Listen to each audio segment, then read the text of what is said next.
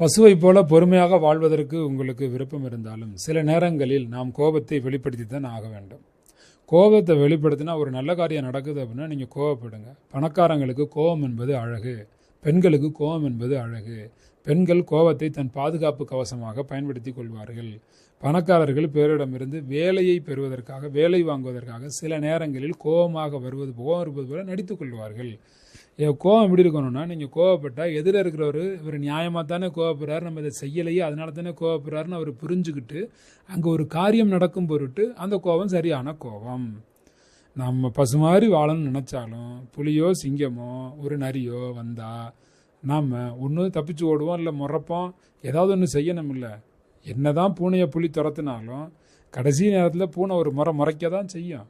அந்த சிறிய கோபத்தை வெளிப்படுத்தினா ஒரு காரியம் நடக்கும் அப்படின்னா எதிரே இருப்பவருடைய மனது வலிக்காத அளவுக்கு கோபத்தை வெளிப்படுத்தி எதிரே இருப்பவரோட நீங்கள் வேலை வாங்கலாம். இது குபேர யோகம், செல்வ வள தத்துவம் உங்களுக்கு சொல்கிறேன். குபேர யோகத்தில் உங்களுக்கு கோவப்பட அனுமதி உண்டு. எப்போ பார்த்தாலும் கோவப்பட்டால் யாரும் மதிக்க மாட்டாங்க.